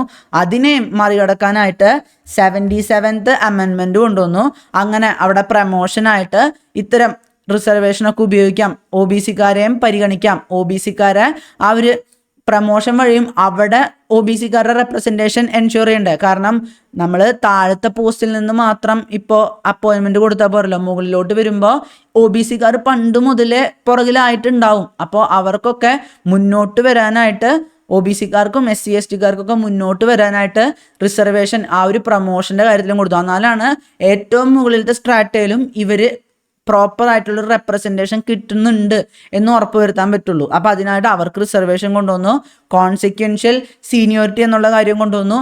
കോൺസിക്വൻഷ്യൽ സീനിയോറിറ്റി എന്താണെന്ന് നമ്മൾ മനസ്സിലാക്കേണ്ട ആവശ്യമില്ല. പിന്നെ അതിനുശേഷം ഇവിടെ 50% ലിമിറ്റ് ബാക്ക്ലോഗ് വേക്കൻസീസ്, ഞാൻ പറഞ്ഞില്ല ആ ക്യാരി ഫോർവേഡ് റൂളിൽ പറഞ്ഞിട്ടുണ്ടായിരുന്നു. ഇപ്പോൾ ബാക്ക്ലോഗ് വന്നു. അതായത് ഏതെങ്കിലും ഒരു വർഷം, ഇപ്പോൾ ഈ ഒരു വർഷം 2024 നമുക്ക് 50% ഈ ഒരു ഒ ബി സിക്കാർക്ക് SC/ST-കാർക്കായിട്ട് കൊടുക്കാൻ പറ്റിയില്ല. കുറച്ച് പേര് കുറവായിരുന്നു. അപ്പോൾ ഒരു 49% കൊടുക്കാൻ പറ്റുള്ളൂ. അപ്പോൾ അടുത്ത കൊല്ലം ആ ഒരു 1% നമ്മൾ കോമ്പൻസേറ്റ് ചെയ്യുമ്പോഴും നമ്മൾ ടോട്ടൽ 50% കാത്തു സൂക്ഷിക്കണം എന്നൊക്കെ പറഞ്ഞിട്ടുണ്ടായിരുന്നു. അപ്പോൾ ഇവിടെ പറഞ്ഞു ആ ഒരു 1% ബാക്കി വരില്ലേ, അത് പിറ്റേ കൊല്ലം അത് ഒ ബി സിക്കാർ എടുക്കുമ്പോൾ അവിടെ അതിനെ ഫ്രഷ് വാക്കൻസി ആയിട്ട് കൂട്ടുക. അപ്പോൾ ഫ്രഷ് വാക്കൻസി ആയിട്ട് കൂട്ടുമ്പോൾ അവിടെ ആ ഒരു 50% ബാക്ക്ലോഗിലുള്ള ഇഷ്യൂ വരില്ല. അപ്പോൾ ആ ഒരു കാര്യം കൊണ്ടുവന്നു. ഇതൊക്കെ വളരെ ടെക്നിക്കലായിട്ടുള്ള കാര്യങ്ങളാണ്. അത് നമുക്കൊരു PSC പരീക്ഷയ്ക്കോ ഒരു UPSC പരീക്ഷയ്ക്കോ അത്ര ഇമ്പോർട്ടൻ്റ് ആയിട്ട് വരുന്ന കാര്യമല്ല. അതുകൊണ്ടാണ് അധികം എക്സ്പ്ലെയിൻ ചെയ്യാത്തത്. ഇനി അടുത്തതായിട്ട് ഗവൺമെൻറ് ചെയ്തത് TN റിസർവേഷൻ ആക്ടിനെ 76th അമെൻമെൻറ്റ് വഴി 1994 9th ഷെഡ്യൂളിലോട്ട് ആഡ് ചെയ്തു. 9th ഷെഡ്യൂളിലോട്ട് എന്തിനാണ് ആഡ് ചെയ്തതെന്ന് ചോദിച്ചു കഴിഞ്ഞാൽ, അവിടെ ഈ ഒരു 9th ഷെഡ്യൂൾ തന്നെ അവർ ഉദ്ദേശിച്ചത് ഈ ഒരു 9th ഷെഡ്യൂളിൽ ഉൾപ്പെടുത്തിയിട്ടുണ്ടെങ്കിൽ അതിനെ ഒരു പുതപ്പ് പോലെയാണ്. ഇതിനെ സുപ്രീം കോടതി കാണരുത്, ഇതിനെ സുപ്രീം കോടതി ജുഡീഷ്യൽ റിവ്യൂ ചെയ്യരുത് എന്നുള്ള രീതിയിലാണ് അവർ തുടങ്ങിയത്. പക്ഷേ സുപ്രീം കോടതി ഓൾറെഡി പറഞ്ഞിട്ടുണ്ട്. ഞാൻ നേരത്തെ പറഞ്ഞിട്ടുണ്ടായിരുന്നു, മുൻപത്തെ ക്ലാസ്സുകളിലായിട്ട് തന്നെ പറഞ്ഞിട്ടുണ്ടായിരുന്നു. IR കൊയിലോ കേസിൽ പറഞ്ഞിട്ടുണ്ട്. അതായത് നിങ്ങൾക്ക് ഒരു ഭേദഗതിക്കും അല്ലെങ്കിൽ ഏതെങ്കിലും ഒരു നിയമത്തിനും ഒരിക്കലും ഒരു ബ്ലാങ്കറ്റ് കൊടുക്കരുത്. അതായത് അവരെ ഞങ്ങൾ നോക്കരുത്, അവരെ ഞങ്ങൾ ജുഡീഷ്യൽ റിവ്യൂ ചെയ്യരുതെന്ന് ഒരിക്കലും പറയാൻ പാടില്ല എന്ന് പറഞ്ഞിട്ടുണ്ട്. അപ്പോൾ ഇനിയിപ്പോൾ 9th ഷെഡ്യൂളിൽ കൊണ്ടുപോയി വെച്ചാലും നമ്മളെ സുപ്രീം കോടതിക്ക് അത് റിവ്യൂ ചെയ്യാൻ പറ്റും. പക്ഷേ 9th ഷെഡ്യൂളിലോട്ട് ആഡ് ചെയ്തു. 69% റിസർവേഷൻ നൽകുന്നുണ്ട്. കാരണം തമിഴ്നാട്ടിലെ കണ്ടീഷൻ വളരെ ഡിഫറെൻ്റ് ആണ്. തമിഴ്നാട്ടിൽ ഈ ഒരു പറയുന്ന പോലെയല്ല, ഇതിലും ഡിഫറെൻ്റ് ആയിട്ടുള്ളൊരു പോപ്പുലേഷൻ ക്യാരക്ടറിസ്റ്റിക് ആണ് അവിടെ ഉള്ളത്. അവിടെ പിന്നോക്ക വിഭാഗക്കാരെന്ന് പറയുമ്പോൾ വളരെ അധികമാണ്. പിന്നെ ബ്രാഹ്മണന്മാർക്കൊക്കെ നമ്മളുടെ തമിഴ്നാട്ടിലൊക്കെ പണ്ട് തൊട്ടേ വലിയൊരു മുൻതൂക്കം കിട്ടിയിട്ടുണ്ട്. അപ്പോൾ അതുകൊണ്ട് തന്നെ അവിടെ 69% റിസർവേഷൻ വെച്ചിട്ടുണ്ട്. പിന്നെ ഈ ഒരു 69% റിസർവേഷൻ എന്നുള്ളത് ബ്ലാങ്കറ്റൊക്കെ ആക്കി കൊടുത്തെങ്കിലും ജുഡീഷ്യൽ റിവ്യൂ നടന്നു. നമ്മുടെ സുപ്രീം കോടതി അത് അനുവദിച്ച് കൊടുക്കുകയും ചെയ്തു. സുപ്രീം കോടതി പറഞ്ഞതിന് കുഴപ്പമില്ല എന്നുള്ള രീതിയിൽ പറയുകയും ചെയ്തിട്ടുണ്ട് TN റിസർവേഷൻ്റെ കാര്യത്തിൽ. അപ്പോൾ അതിനുശേഷം നമ്മൾ കാണാൻ പോകുന്നത് EWS റിസർവേഷൻ്റെ കാര്യമില്ലേ. EWS റിസർവേഷന് പക്ഷേ കുറച്ച് എക്സെപ്ഷൻസ് ഉണ്ട്. സയൻറ്റിഫിക്കും ടെക്നിക്കലുമായിട്ടുള്ള പോസ്റ്റുകളിലോട്ട് ആ ഒരു EWS റിസർവേഷൻ പരിഗണിക്കേണ്ടതില്ല. അപ്പോൾ ആ എക്സെപ്റ്റഡ് ആയിട്ടുള്ള പോസ്റ്റുകൾ ഏതൊക്കെയാണെന്ന് നമുക്ക് നോക്കാം. Above lower grade of group A പോസ്റ്റുകൾ എന്ന് പറയുമ്പോൾ ഏറ്റവും മുകളിലുള്ളതാണ്. Group A, group B, group C, group D അങ്ങനെയാണ് ഉള്ളത്. അപ്പോൾ ഗ്രൂപ്പ് എയിൽ ഏറ്റവും മുകളിലുള്ളതിൽ തന്നെ ലോവർ ഗ്രേഡിൻ്റെ മുകളിലുള്ള പോസ്റ്റുകളിലോട്ട് സയൻറ്റിഫിക് ടെക്നിക്കൽ പോസ്റ്റ് എന്നൊക്കെ പറഞ്ഞിട്ടുണ്ടെങ്കിൽ അവിടെ റിസർവേഷൻ കൊടുക്കേണ്ടതില്ല. പിന്നെ നമ്മളുടെ ഗവൺമെൻറ് തന്നെ അതിനെ സയൻറ്റിഫിക് ടെക്നിക്കൽ പോസ്റ്റായിട്ട് അതിനെ മാർക്ക് ചെയ്തിട്ടുണ്ട്. അവിടെ പ്രോപ്പറായിട്ട് സയൻറ്റിഫിക് ടെക്നിക്കൽ ആയിട്ടുള്ളവരെ തന്നെയാണ് ആവശ്യം. They should be classified as scientific or technical in terms of Cabinet Secretariat Order 1961, according to which scientific and technical posts for which qualifications in the natural sciences or exact sciences or applied sciences or in technology are prescribed. അപ്പോൾ ഇത്തരം യോഗ്യതകളൊക്കെ ആവശ്യമുണ്ടെന്ന് പറയുന്ന scientific technical പോസ്റ്റിന് പ്രത്യേകം cabinet secretariat order തന്നെ പറയുന്ന പോസ്റ്റുകളിലോട്ട് reservation പരിഗണിക്കേണ്ടതില്ലെന്നും പറയുന്നുണ്ട്. പിന്നെ റിസർച്ചിന് വേണ്ടിയിട്ടുള്ള കാര്യങ്ങളിലൊക്കെ ആണെങ്കിലും റിസർച്ചൊക്കെ ആവശ്യമായിട്ടുള്ള കാര്യങ്ങളിലാണെങ്കിലും അവിടെയും റിസർവേഷൻ വേണ്ട. EWSൻ്റെ റിസർവേഷൻ കൊണ്ടുവരണ്ട. EWS പബ്ലിക് എംപ്ലോയ്മെൻറ്റിലോട്ട് ആ 10% റിസർവേഷൻ കിട്ടുമ്പോൾ സയൻറ്റിഫിക് ടെക്നിക്കൽ പോസ്റ്റുകളെ അവിടെ നിന്ന് മാറ്റി നിർത്തിയിട്ടുണ്ട്. ബാക്കി പോസ്റ്റുകളിലേക്ക് മാത്രമേ EWS റിസർവേഷൻ നൽകുന്നുള്ളൂ. അപ്പോൾ ഇനി നമ്മൾ നോക്കാൻ പോകുന്നത് ആർട്ടിക്കിൾ 17 ആണ്. ആർട്ടിക്കിൾ 17 നമ്മൾ കാണുന്നത് എബോളിഷൻ ഓഫ് അൺടച്ചബിലിറ്റി, അതായത് ഇവിടെ ഒരു രീതിയിലുള്ള തൊട്ടുകൂടായ്മയും പാടില്ല. നമ്മൾ പലപ്പോഴും കാണാറുണ്ടല്ലേ, ഒരു താഴ്ന്ന ജാതിക്കാരനാണ്, അല്ലെങ്കിൽ അവൻ പണ്ട് മുതലേ എന്താ പറയുക ടോയ്ലറ്റൊക്കെ ക്ലീൻ ചെയ്യുന്ന വ്യക്തിയാണ്, തോട്ടി, അങ്ങനെ ഒരു കമ്മ്യൂണിറ്റി ഒക്കെ പറയാറില്ലേ, അതുകൊണ്ട് ഞാൻ അവരെ തൊടില്ല എന്നൊക്കെ പറഞ്ഞ് മാറി നിൽക്കുന്നവരൊക്കെ ഉണ്ട്. ഞാൻ വീണ്ടും പറയുന്നു, കേരളത്തിലൊക്കെ കുറേ ചേഞ്ചസ് വന്നെങ്കിലും നമ്മൾ ഇപ്പോഴും നോർത്ത് ഇന്ത്യയിലൊക്കെ പോയി കഴിഞ്ഞാൽ ഒരു ദളിത് വിഭാഗത്തിൽപ്പെട്ട ക്ലീനിങ് ആക്ടിവിറ്റിയിലൊക്കെ പെട്ടവരെ ആരും തൊടുപോലുമില്ല. അവർ എന്താ അഭിമാനത്തോടു കൂടി പറയും, ഞാൻ താക്കൂറാണ്. നമ്മൾ പല ഇൻ്റർവ്യൂവിലും കണ്ടിട്ടുണ്ട്, ഞാൻ താക്കൂറാണ്, ഞാൻ എന്തിനാ അവനെ തൊടണം, ഞാൻ അവനെ തൊടേണ്ട ആവശ്യമില്ല, താക്കൂർ എന്ന് പറയുമ്പോൾ വലിയ വിഭാഗക്കാരനാണ് എന്നുള്ള രീതിയിലൊക്കെ പറയുന്നത് നോർത്ത് ഇന്ത്യയിൽ നമ്മൾ പ്രോപ്പറായിട്ട് കണ്ടിട്ടുണ്ട്. അപ്പോൾ ഇതിൽ നിന്നൊക്കെ ഒരു സംരക്ഷണം എന്ന രീതിയിലാണ് ആർട്ടിക്കിൾ 17 സത്യത്തിൽ കൊണ്ടുവന്നത്. അതാണ് നമ്മളിപ്പോൾ വീണ്ടും കാണുന്ന എന്താ ആർട്ടിക്കിൾ 17 ഇവിടെ ഉണ്ട്, എബോളിഷൻ ഓഫ് അൺടച്ചബിലിറ്റി ഉണ്ട്. പക്ഷെ സ്റ്റിൽ നമുക്ക് സമൂഹത്തിൽ അത് കാണാൻ പറ്റും. കാരണം നമ്മൾ മനുഷ്യന്മാർ തന്നെ പലപ്പോഴും ഇതിനെ അനുവദിച്ചു കൊടുക്കുകയാണ്. നമ്മൾ ലോ പ്രോപ്പറായിട്ട് ഇംപ്ലിമെൻറ്റ് ചെയ്യുന്നില്ല. അല്ലെങ്കിൽ ചിലപ്പോൾ ആ ഒരു ഡിസ്ക്രിമിനേഷൻ നടക്കുമ്പോൾ ദളിത് വിഭാഗക്കാരൻ തന്നെ സ്വയം വിചാരിക്കുകയാണ്, ഓ ഞാൻ ഇത്തരം ജോലിയിൽ ഏർപ്പെടുന്ന ഈ ഒരു പാരമ്പര്യത്തിൽ വന്ന വ്യക്തിയല്ല, എന്നെ അവർ തൊട്ടില്ലെങ്കിൽ അത് ശരിയാണല്ലോ. അല്ലെങ്കിൽ അവർക്ക് എന്താ പറയുക, ആ ഒരു കേസ് കൊണ്ടുപോയി കൊടുക്കാനുള്ള കഴിവില്ല. കേസ് കൊണ്ടുപോയി കൊടുത്തു കഴിഞ്ഞാൽ പിന്നെ അവർക്ക് അതിലും വലിയ നൂലാമാലകളായിരിക്കും ജീവിതത്തിൽ വരുന്നത്. അതുകൊണ്ട് പലപ്പോഴും അവർ കേസ് കൊടുക്കുകയില്ല. അപ്പോൾ ഈ ഒരു ആർട്ടിക്കിൾ നടപ്പിലാക്കാൻ വേണ്ടിയിട്ട് ഒരു നിയമം ഉണ്ടായിരുന്നു, അൺടച്ചബിലിറ്റി ആക്ട് ഓഫ് 1955. ഈ ഒരു അൺടച്ചബിലിറ്റി ആക്ട് ഓഫ് 1955 കുറച്ചും കൂടി ഇൻക്ലൂസീവ് ആക്കാനായിട്ട്, കുറച്ചും കൂടെ കാര്യങ്ങൾ അതിനെ ഉൾപ്പെടുത്താനായിട്ട് 1976 അതിനെ അമെൻഡ് ചെയ്ത് protection of civil rights act എന്നുള്ള രീതിയിലോട്ടാക്കി മാറ്റി. പിന്നെ എന്തെങ്കിലും രീതിയിലുള്ള ഒരു ലംഘനം നടക്കുകയാണെങ്കിൽ, അതായത് അൺടച്ചബിലിറ്റി അവർ നടപ്പിലാക്കുന്നതായിട്ട് കാണുകയാണെങ്കിൽ അതിനെ പ്രോപ്പറായിട്ട് വളരെ കടുത്ത ശിക്ഷ നൽകാനായിട്ട് സ്ട്രിഞ്ചൻ്റ് ആക്കാൻ വേണ്ടിയിട്ടാണ് ഇങ്ങനെ ഒരു അമെൻമെൻറ്റ് കൊണ്ടുവന്നത്. അപ്പോൾ ഈ ഒരു രാജ്യത്ത് ആരെങ്കിലും നമ്മൾ തൊട്ടുകൂടായ്മ കാണിക്കുവാണെങ്കിൽ അത് ആർട്ടിക്കിൾ 17 പ്രകാരം തെറ്റാണ്. ആർട്ടിക്കിൾ 17 നമ്മൾ അംഗീകരിക്കുന്നുണ്ടെങ്കിൽ, നമ്മൾ ഭരണഘടനയെ ബഹുമാനിക്കുന്നുണ്ടെങ്കിൽ നമ്മുടെ മുന്നിൽ ഒരു ക്യാമറയോ അല്ലെങ്കിൽ എന്താ പറയുക ആരെങ്കിലും നമ്മളെ കാണുന്നില്ലെങ്കിൽ പോലും, അല്ലെങ്കിൽ നമ്മൾ ആ ഒരു അൺടച്ചബിലിറ്റി കാണിക്കുന്ന വ്യക്തി നമുക്കെതിരെ പരാതി പറയില്ല എന്ന ഒരു ചിന്ത ഉള്ളിലുണ്ടെങ്കിൽ പോലും നമ്മൾ ആ ഒരു അൺടച്ചബിലിറ്റി അവിടെ നടപ്പാക്കരുത്. കാരണം നമുക്കൊരു ഇൻറ്റഗ്രിറ്റി വേണം, നമ്മൾ ഭരണഘടനയെയാണ് ലംഘിക്കുന്നത് എന്നുള്ളൊരു ഓർമ്മ വേണം. കൂട്ടത്തിലുള്ളവരൊക്കെ ലംഘിച്ചോട്ടെ, നമ്മൾ ഒരിക്കലും ലംഘിക്കരുത്. നമുക്ക് ആ ഒരു ഭരണഘടനയോട് റെസ്പെക്റ്റ് ഉണ്ടാവണം. എസ്പെഷ്യലി നമ്മളൊരു ഗവൺമെൻറ് പോസ്റ്റിനായിട്ട് ആസ്പയർ ചെയ്യുന്നവരാണെങ്കിൽ, കാരണം നമ്മളിലൂടെയാണ് ഗവൺമെൻറ് റൺ ചെയ്യാൻ പോകുന്നത്. അപ്പോൾ ഇനി അടുത്തതായിട്ട് അവിടെ പറയേണ്ട മറ്റൊരു കാര്യം, അൺടച്ചബിലിറ്റി എന്താണെന്ന് പക്ഷേ നമ്മളുടെ ഭരണഘടനയിൽ എവിടെയും ഡിഫൈൻ ചെയ്തിട്ടില്ല. എന്താണ് അൺടച്ചബിലിറ്റി? നമ്മളിപ്പോൾ തൊട്ടുകൂടായ്മ എന്ന് പറയില്ലേ, അപ്പോൾ തൊടാൻ പാടില്ല എന്ന് പറയുന്നത് മാത്രമാണോ അൺടച്ചബിലിറ്റി എന്നൊക്കെ ഇവിടെ പ്രോപ്പറായിട്ട് ഡിഫൈൻ ചെയ്തിട്ടില്ല. പക്ഷേ ഇതിൻ്റെ ഒരു ഡെഫിനീഷനെ പറ്റി മൈസൂർ ഹൈക്കോടതി തന്നെ വിധി നൽകിയിട്ടുണ്ട്. മൈസൂർ ഹൈക്കോടതി പറയുന്നത് ഇതിൻ്റെ ഒരു ഗ്രാമാറ്റിക്കൽ മീനിങ്ങോ വേർഡ് മീനിങ്ങോ വെച്ചൊന്നുമല്ല ഇതിനെ നമ്മൾ കാണേണ്ടത്. ഇപ്പോൾ അൺടച്ചബിലിറ്റി എന്ന് പറയുമ്പോൾ എന്താ, തൊട്ടുകൂടായ്മ. അപ്പോൾ തൊടാതിരിക്കുന്നത് മാത്രമാണോ, താഴ്ന്ന ജാതിക്കാരനെ നമ്മൾ തൊടാതിരിക്കുന്നത് മാത്രമാണോ ഒരു അൺടച്ചബിലിറ്റി എന്ന് പറയുന്നത്? അല്ല. ഈ അടുത്താണ് ഒരു സിനിമാ നടൻ, കൃഷ്ണകുമാർ എന്ന് പേരുള്ളൊരു സിനിമാ നടൻ പണ്ട് കുഴികുത്തി ഭക്ഷണം കൊടുത്തിരുന്ന കാര്യം പറഞ്ഞത്. ഈ ഒരു കുഴികുത്തി ഭക്ഷണം കൊടുക്കുന്നതും അൺടച്ചബിലിറ്റിയുടെ ഒരു ഭാഗം തന്നെയാണ്. അപ്പോൾ അതുപോലത്തെ കുറേ പ്രാക്ടീസസ് ഉണ്ട്. അതുകൊണ്ടാണ് മൈസൂർ ഹൈക്കോടതി പറഞ്ഞത് ഈ അൺടച്ചബിലിറ്റി എന്നുള്ളത് കൊണ്ട് ഉദ്ദേശിക്കുന്നത് practice as it had historically developed കാലാകാലങ്ങളായിട്ട് ഇവിടെ ഡെവലപ്പ് ചെയ്തു വന്നൊരു പ്രാക്ടീസിനെയാണ് പറയുന്നത്. അല്ലാതെ തൊട്ടുകൂടായ്മ എന്ന് പറയുമ്പോൾ അതിൻ്റെ വേർഡ് മീനിങ് മാത്രമല്ല നമ്മൾ നോക്കേണ്ടതെന്ന് മൈസൂർ ഹൈക്കോടതി പറയുന്നുണ്ട്. പക്ഷെ വേറൊരു കാര്യമുണ്ട്, ഇവിടെ ഒരു സോഷ്യൽ ബോയ്ക്കോട്ടിനെ ഇത് ഇൻക്ലൂഡ് ചെയ്യുന്നില്ല. ഇപ്പോൾ ഒരു റിലീജിയസ് സർവീസ്, ഇപ്പോൾ ഒരു മതപരമായിട്ടുള്ള കർമ്മത്തിൽ ഇന്ന ഒരു വിഭാഗത്തിൽപ്പെട്ടവർക്കാണ് ആ ഒരു കർമ്മം ചെയ്യാൻ പറ്റുള്ളൂ എന്നൊക്കെ ഒരു കസ്റ്റം അങ്ങനെയൊക്കെ ഉണ്ടെങ്കിൽ അവിടെ ഈ ഒരു അൺടച്ചബിലിറ്റി കാരണമാണ് എന്നെ അതിൽ ഉൾപ്പെടുത്താത്തത് എന്നുള്ള രീതിയിലൊന്നും പറയാൻ പറ്റില്ല. പിന്നെ സുപ്രീം കോടതി തന്നെ ആർട്ടിക്കിൾ 17 ഈ ഒരു അപ്ലിക്കേഷൻ പ്രൈവറ്റ് ഇൻഡിവിജ്വൽസിൻ്റെ കാര്യത്തിൽ നമുക്ക് കൊണ്ടുപോകാം എന്ന് പറഞ്ഞിട്ടുണ്ട്. കാരണം പലപ്പോഴും പ്രൈവറ്റ് ഇൻഡിവിജ്വൽസ് ആയിരിക്കും ഇത് കാണിക്കുന്നുണ്ടാവും അല്ലേ. സ്റ്റേറ്റ് ആണ് ഇവിടുത്തെ സ്റ്റേറ്റ് എന്ന് പറയുമ്പോൾ ഡെഫിനിഷൻ ഓഫ് സ്റ്റേറ്റ് ആർട്ടിക്കിൾ 12 ആ ഒരു ഡെഫിനിഷൻ ഓഫ് സ്റ്റേറ്റിൽ ഉൾപ്പെട്ടിട്ടുള്ള എല്ലാവരും, നമ്മളുടെ കേന്ദ്ര ഗവൺമെൻറ് ആണെങ്കിലും സ്റ്റേറ്റ് ഗവൺമെൻറ് ആണെങ്കിലും എല്ലാവരും ഉൾപ്പെടുന്നതാണ്. അപ്പോൾ സ്റ്റേറ്റ് ആണ് എൻഷുർ ചെയ്യേണ്ടത് നമ്മളുടെ ഈ ഒരു രാജ്യത്ത് ഇത്തരത്തിലുള്ളൊരു ഡിസ്ക്രിമിനേഷൻ ഇല്ലെന്ന്. അപ്പോൾ സ്റ്റേറ്റ് ഇത് എൻഷുർ ചെയ്യണം. അതുകൊണ്ട് തന്നെ പ്രൈവറ്റ് ഇൻഡിവിജ്വൽസിനെതിരെ കേസ് എടുക്കാൻ പറ്റുന്നും ഈ ഒരു ആർട്ടിക്കിൾ 17 കാര്യത്തിൽ സുപ്രീം കോടതി പറഞ്ഞിട്ടുണ്ട്. ഇനി നമ്മൾ നോക്കാൻ പോകുന്നത് ഈ ഒരു റൈറ്റ് ടു ഈക്വാലിറ്റിയിലത്തെ അവസാനത്തെ ആക്റ്റാണ് എബോളിഷൻ ഓഫ് ടൈറ്റിൽസ്. അതായത് നമ്മൾ പലപ്പോഴും കാണാറില്ലേ, നമ്മൾ ഈ കൊച്ചി രാജാവ് സിനിമയിൽ കണ്ടിട്ടുണ്ട്. മഹാരാജാവായിരുന്നു പണ്ട്, രാജകുടുംബത്തിലത്തെ ഒരു പാരമ്പര്യത്തിൽ നിന്നാണ് ഞങ്ങൾ വരുന്നത്, ശരിക്കും ഇവിടെ സ്വാതന്ത്ര്യമൊന്നും വന്നില്ലായിരുന്നെങ്കിൽ ഞങ്ങൾ രാജാക്കന്മാരാകുമായിരുന്നു എന്നൊക്കെ പറയാറുണ്ട് പലരും. അതിൽ നമ്മൾ ജഗതി ശ്രീകുമാർ പറയുന്നതായിട്ട് കാണാറുണ്ട്.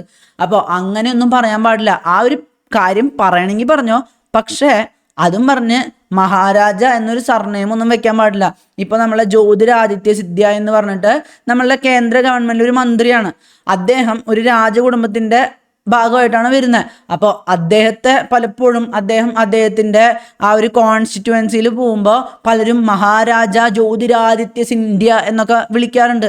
കാരണം പണ്ട് മഹാരാജാവിൻ്റെ ആ ഒരു കുടുംബത്തിൽ പെട്ടിരുന്ന ഒരാളാണല്ലോ. അപ്പോൾ അവർ പണ്ടായിരുന്നെങ്കിൽ മഹാരാജാവായാനെ എന്ന് പറഞ്ഞിട്ട് വിളിക്കാറുണ്ട്. പക്ഷെ അങ്ങനെയൊന്നും വിളിക്കാൻ പാടില്ല. അതാണ് ഈ ഒരു എബോളിഷൻ ഓഫ് ടൈറ്റിൽസിൽ പറയുന്നത്. എബോളിഷൻ ഓഫ് ടൈറ്റിൽസിൽ പ്രത്യേകം പറയുന്നുണ്ട്, നമ്മളുടെ ഗവൺമെൻറ് ഒരിക്കലും ആർക്കും ഒരു ടൈറ്റിലും കൊടുക്കരുത്. അതിനെപ്പറ്റി നമ്മൾ നോക്കും, ആർക്കും ഒരു ടൈറ്റിലും കൊടുക്കരുത്. ഇവിടെ ഒരു അക്കാഡമിക് അല്ലെങ്കിൽ ഒരു മിലിറ്ററി ആ ഒരു രീതിയിലല്ലാത്ത ഒരു ടൈറ്റിലുകളും അനുവദിക്കുന്നില്ല. ഇപ്പം അക്കാഡമിക് എന്ന് പറയുമ്പോൾ ഡോക്ടർ, അഡ്വക്കേറ്റ്, എഞ്ചിനീയർ, അതുപോലെ തന്നെ മിലിറ്ററി എന്ന് പറയുമ്പോൾ പല പോസ്റ്റുകളുണ്ടാവും, ലെഫ്റ്റനന്റ് കേണൽ, സുബേദർ, അങ്ങനെ പല രീതിയിൽ പറയാറുണ്ട്. അപ്പോൾ അങ്ങനത്തെ ടൈറ്റിലുകളാവാം, അല്ലാതെ ഒരിക്കലും എന്താ പറയുക വേറൊരു രീതിയിലുള്ള ടൈറ്റിലുകളൊന്നും നമ്മളെ ഗവൺമെൻറ് ആർക്കും നൽകുന്നില്ല. അങ്ങനെ നൽകുന്നുണ്ടെന്ന് വിചാരിക്കുകയാണെങ്കിൽ അത് അവരുടെ തെറ്റാണ്. അതിനെക്കുറിച്ച് നമ്മൾ കാണും. പിന്നെ ഇതുപോലെ തന്നെ മറ്റേതെങ്കിലും പുറം രാജ്യത്ത് നിന്ന് എന്തെങ്കിലും ടൈറ്റിൽ നൽകുകയാണെങ്കിൽ അതും സ്വീകരിക്കാൻ പാടില്ല. ഇപ്പോൾ പുറം രാജ്യത്ത് നിന്ന് എന്തെങ്കിലും ഒരു അവാർഡ് കിട്ടുകയാണ്, ആ ഒരു അവാർഡിൻ്റെ കൂടെ ഒരു ടൈറ്റിൽ കിട്ടുകയാണ്, ഇന്ന ഒരു ടൈറ്റിൽ. ഇപ്പോൾ ഫ്രഞ്ച് ഓണേഴ്സൊക്കെ ഉണ്ടാവാറുണ്ട്, ആ ഒരു ടൈറ്റിലും സ്വീകരിക്കാൻ പാടില്ല. അവാർഡ് സ്വീകരിക്കാം, ആ ഒരു പേരിൻ്റെ കൂടെ ആ ഒരു കാര്യം കൂടെ ആഡ് ചെയ്ത് കൊടുക്കാൻ പാടില്ലെന്ന് പ്രത്യേകം പറയുന്നുണ്ട്. പിന്നെ ഈവൻ ഇവിടെ ഒരു ഫോറിനർ ഉണ്ട്, ഇപ്പോൾ ഒരു ഫ്രാൻസിലത്തെ ഒരു വ്യക്തി ഇവിടെ നിൽക്കുന്നുണ്ട്. അപ്പോൾ ഫ്രാൻസ് ഗവൺമെൻറ് അവർക്കൊരു ടൈറ്റിൽ കൊടുക്കുകയാണ്. ആ ഒരു ടൈറ്റിൽ ഇവിടുത്തെ ഫോറിനർ സ്വീകരിക്കണമെങ്കിൽ പോലും ഇവിടെ ഗവൺമെൻറ്റുമായിട്ട് പ്രവർത്തിക്കുന്ന ഒരു ട്രസ്റ്റിലോ കാര്യങ്ങളിലൊക്കെ പ്രവർത്തിക്കുന്ന ഒരു ഫോറിനർ ഉണ്ടെങ്കിൽ അങ്ങനെ ഒരു ടൈറ്റിൽ അവർ സ്വീകരിക്കണമെങ്കിൽ അവർ ഇവിടുത്തെ പ്രസിഡന്റ് ഓഫ് ഇന്ത്യയുടെ അനുവാദം തേടിയിട്ടുണ്ടാകണം, ആ ഒരു അനുവാദം നേടിയിട്ടുണ്ടാകണം. ഇനി അത് മാത്രമല്ല, നമുക്കോ അല്ലെങ്കിൽ എന്താ പറയുക ഇന്ത്യൻ സിറ്റിസൻസിനോ അല്ലെങ്കിൽ ഫോറിനേഴ്സിനോ പുറത്തു നിന്നുള്ള രാജ്യക്കാർ എന്തെങ്കിലും എമലമെൻസോ ഒരു അവാർഡോ എന്തെങ്കിലും തരാണെങ്കിൽ അവിടെയും നമ്മളത് സ്വീകരിക്കാൻ പോകുമ്പോൾ നമ്മൾ പ്രസിഡന്റ് ഓഫ് ഇന്ത്യയുടെ ആ ഒരു എന്താ പറയുക ആ ഒരു അനുമതി നേടിയിട്ടേ നമ്മളത് സ്വീകരിക്കാൻ പാടുള്ളൂ. അത് ഗവൺമെൻറ് തരുമ്പോഴാണ് കേട്ടോ. ഗവൺമെൻറ് തരുവാണെങ്കിൽ, പുറം രാജ്യത്തെ ഗവൺമെൻറ്റുകൾ ഒരു അവാർഡ് നമുക്ക് തരുവാണെങ്കിൽ നമ്മൾ ഗവൺമെൻറ്റിനോട്, നമ്മളുടെ പ്രസിഡൻറ്റിനോട് ചോദിച്ചിട്ട് പ്രസിഡൻറ്റിൻ്റെ അനുമതി നേടിയിട്ടേ നമ്മൾ ആ ഒരു അവാർഡ് സ്വീകരിക്കാൻ പാടുള്ളൂ. ഇനി നമ്മൾ കണ്ടു മഹാരാജ എന്നുള്ള പേരൊന്നും ഉപയോഗിക്കാൻ പാടില്ല. മഹാരാജ, രാജാ ബഹദൂർ, റായ് ബഹദൂർ, റായ് സാഹിബ്, ദേവാൻ ബഹദൂർ എന്നിങ്ങനെയുള്ള രീതിയിലുള്ള ആ ഒരു ടൈറ്റിലുകളൊന്നും ഉപയോഗിക്കാൻ പാടില്ല. ഇന്ത്യയിൽ നിന്ന് നമ്മളുടെ ഈ ഒരു എബോളിഷൻ ഓഫ് ടൈറ്റിൽസ് എന്ന ആർട്ടിക്കിൾ 18 തന്നെ എടുത്തു പറയുന്നുണ്ട്. പിന്നെ 1996 നമ്മളുടെ സുപ്രീം കോടതി ഭാരത് രത്ന, പത്മശ്രീ, പത്മവിഭൂഷൺ പോലുള്ള അവാർഡുകളൊക്കെ അംഗീകരിച്ചു. അതൊക്കെ ഓക്കെ ആണെന്നുള്ള രീതിയിൽ അംഗീകരിച്ചു. കാരണം എന്ന് വെച്ച് കഴിഞ്ഞാൽ നമ്മളുടെ ജനതാ പാർട്ടി ഗവൺമെൻറ് വന്നിരുന്നു എന്ന് പറഞ്ഞില്ലേ, ഇന്ദിരാഗാന്ധി അടിയന്തരാവസ്ഥ പ്രഖ്യാപിച്ച് അതിൻ പ്രകാരം അതിൻ്റെ ഒരു സെറ്റ് ബാക്ക് എന്നുള്ള രീതിയിൽ ഇന്ദിരാഗാന്ധി ഇലക്ഷൻ തോറ്റപ്പോൾ ജനതാ പാർട്ടി വന്നിട്ടുണ്ടായിരുന്നു. ആ ഒരു സമയത്ത് ഇങ്ങനത്തെ അവാർഡുകളൊന്നും ആവശ്യമില്ല എന്നും പറഞ്ഞിട്ട് നമ്മളുടെ മൊറാർജി ദേശായിയുടെ ആ ഒരു ജനതാ പാർട്ടി ഗവൺമെൻറ് ഇങ്ങനത്തെ അവാർഡുകളൊക്കെ എടുത്ത് കളഞ്ഞിട്ടുണ്ടായിരുന്നു. പിന്നീട് 96 ഒരു കേസ് വന്നു, ഇങ്ങനത്തെ ഒരു അവാർഡൊക്കെ വേണം, ഇങ്ങനത്തെ നാഷണൽ ഓണേഴ്സൊക്കെ വേണം എന്നുള്ള രീതിയിൽ കേസ് വന്നിട്ടുണ്ടായിരുന്നു. അപ്പോൾ നാഷണൽ ഓണേഴ്സ് അനുവദിച്ചു കൊടുത്തു. പക്ഷേ ഇങ്ങനെ നാഷണൽ ഓണർ കൊടുക്കുമ്പോൾ ആ ഒരു നാഷണൽ ഓണർ വെച്ചിട്ട് ടൈറ്റിലായിട്ട് മാറ്റാൻ പാടില്ല. Shouldn't be used as suffix or prefix to their names. ഇത് ഇങ്ങനത്തെ അവാർഡ്സ് വന്നത് 1954 1977 ഞാൻ പറഞ്ഞില്ലേ ജനതാ പാർട്ടി ഗവൺമെൻറ് വന്നപ്പോഴാണ് അത് വേണ്ടെന്ന് വെക്കുന്നത്. 1980 അത് കണ്ടിന്യൂ ചെയ്തു പോന്നു. ഇന്ദിരാഗാന്ധി വീണ്ടും വന്നപ്പോൾ വീണ്ടും ആ ഒരു അവാർഡുകളൊക്കെ കണ്ടിന്യൂ ചെയ്തു പോന്നു. അപ്പോൾ സുപ്രീം കോടതി 1996 എന്താ പറഞ്ഞത്, ഈ ഒരു ഭാരത് രത്നയും പത്മശ്രീ പത്മവിഭൂഷണൊക്കെ ഒക്കെ തന്നെ, പക്ഷേ ഇതൊന്നും സഫിക്സ് ആയിട്ട് ഉപയോഗിക്കാറുണ്ട്. പലപ്പോഴും നമ്മൾ പറയാറുണ്ട് എന്താ ഭരത് മോഹൻലാൽ അല്ലെങ്കിൽ ഭരത് പത്മശ്രീ മോഹൻലാൽ. ഇത് ടൈറ്റിലായിട്ട് അവർ തന്നെ ഉപയോഗിക്കാൻ പാടില്ല എന്നുള്ളതാണ് സത്യം. നമ്മൾ പലപ്പോഴും ഉപയോഗിക്കാറുണ്ട്, പക്ഷേ അങ്ങനെ ടൈറ്റിലായിട്ട് ഉപയോഗിക്കരുതെന്ന് പ്രത്യേകം എടുത്ത് പറഞ്ഞിട്ടുണ്ട്. ഇപ്പം മോഹൻലാൽ തന്നെ എവിടെയെങ്കിലും പേര് എഴുതുമ്പോൾ എൻ്റെ പേര് പത്മശ്രീ ഭരത് മോഹൻലാൽ എന്ന് എഴുതി കഴിഞ്ഞാൽ മോഹൻലാൽ ആ അവാർഡ് തിരിച്ചു കൊടുക്കണം. കാരണം അങ്ങനെ പേരെഴുതാനുള്ള അധികാരം അവർക്കില്ല. ഇപ്പം മമ്മൂട്ടിയാണെങ്കിലും മമ്മൂട്ടിയുടെ ഫാൻസാണ് പലപ്പോഴും അങ്ങനെയൊക്കെ മമ്മൂട്ടിനെ വിശേഷിപ്പിക്കണം. അല്ലാതെ മമ്മൂട്ടി ഒരിക്കലും പോയിട്ട് ഒരു സ്ഥലത്ത് പോയിട്ട് പത്മശ്രീ മമ്മൂട്ടി എന്ന് എഴുതി വെക്കാൻ പോകുന്നില്ല. അപ്പോൾ മമ്മൂട്ടിയുടെ തന്നെ പ്രാഞ്ചേട്ടൻ സിനിമയിൽ പത്മശ്രീക്ക് വേണ്ടി ആ ഒരു നെട്ടോട്ടം പായുന്നത്, കുറേ കാര്യങ്ങളൊക്കെ ചെയ്യുന്നതും പിന്നെ പത്മശ്രീ കിട്ടാണ്ടാവുമ്പോൾ വിഷമിക്കുന്നതിനെ കുറിച്ചൊക്കെ നമ്മൾ കണ്ടിട്ടുള്ളതാണ്. അതുകൊണ്ട് ആ ഒരു ഇമേജ് ആഡ് ചെയ്തെന്ന് മാത്രം. അപ്പോൾ പത്മശ്രീകൾ കിട്ടിയാലും ആ ഒരു ടൈറ്റിലായിട്ട് ഉപയോഗിക്കാൻ പാടില്ല. ആകെ ടൈറ്റിലായിട്ട് ഉപയോഗിക്കാൻ പറ്റുന്നത് അക്കാഡമിക് അല്ലെങ്കിൽ ഒരു മിലിറ്ററി പരമായിട്ട് കിട്ടിയിട്ടുള്ള ടൈറ്റിൽസ് മാത്രമാണ് ഉപയോഗിക്കാൻ പാടുള്ളത്. അപ്പോൾ ഇത്രയാണ് നമ്മളെ റൈറ്റ് ടു ഈക്വാലിറ്റിയുടെ ഉള്ളിൽ വരുന്നത്. നമ്മൾ article 14 equality before law and equal protection of laws. അതിനുശേഷം ആർട്ടിക്കിൾ 15 എന്തായിരുന്നു, prohibition of discrimination on certain grounds. അതിനുശേഷം article 16 equality of opportunity for public employment. 17 abolition of untouchability. 18 abolition of titles. ഇത്രയാണ് നമ്മളെ right to ഈക്വാലിറ്റിയിൽ വരുന്നത്. അപ്പോൾ ഇതോടുകൂടി നമ്മളുടെ right to equality എന്നുള്ള ഭാഗം കഴിഞ്ഞിരിക്കുകയാണ്. അപ്പോൾ ഇതൊക്കെ നല്ലപോലെ റിവൈസ് ചെയ്യുക. ഇന്ത്യൻ പോളിറ്റിയിലത്തെ ഈ ഭാഗങ്ങൾ പ്രോപ്പറായിട്ട് വായിക്കുക, ടെക്സ്റ്റ് ബുക്ക് എടുത്തിട്ട്. എന്നിട്ട് ഇമ്പോർട്ടൻ്റ് ആയിട്ടുള്ള കാര്യങ്ങൾ ഹൈലൈറ്റ് ചെയ്ത് വെക്കുക. അപ്പോൾ അടുത്തൊരു ക്ലാസ്സുമായിട്ട് കാണുന്നത് വരെ ബൈ.